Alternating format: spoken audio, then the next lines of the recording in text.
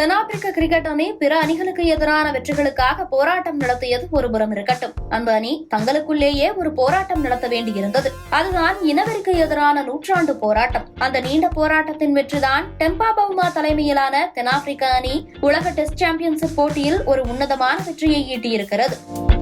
கருப்பினத்தவரை புறக்கணித்து இனவெறியை காட்டிய தென்னாப்பிரிக்கா கிரிக்கெட் சங்கத்துக்கு 1970ஆம் ஆண்டு தடை விதிக்கப்பட்டது. இந்த தடை 21 ஆண்டுகளுக்கு தொடரும் வகையில் இனப்பாகுபாட்டுக்கு அந்நாட்டில் தீர்வு ஏற்படவில்லை. 1991ஆம் ஆண்டு தென்னாப்பிரிக்கா அணி மீதான தடையை நீக்கியது சர்வதேச கிரிக்கெட் கவுன்சில். கிளைவ் ரைஸ் தலைமையிலான அணி இந்தியாவிற்கு சுற்றுப்பயணம் மேற்கொண்டது.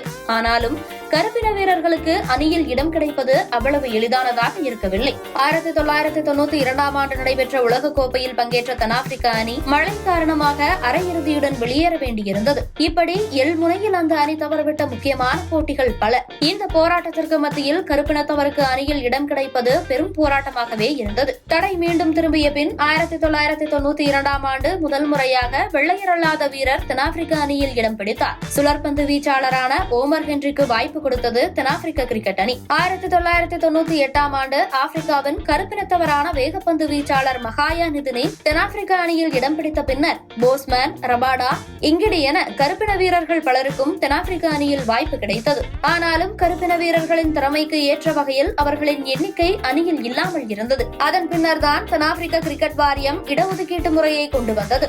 அதனால் குறைந்தபட்சம் கருப்பினத்தவர்கள் 2 பேருக்கேனும் அணியில் வாய்ப்பு கிட்டியது. ஆசிய வம்சாவளியினருக்கும் வாய்ப்பு கிடைத்தது. இவ்வாறான சூழலில் தான் தென்னாப்பிரிக்க அணியின் கேப்டனாக பொறுப்பை ஏற்றார் டெம்பா பவுமா.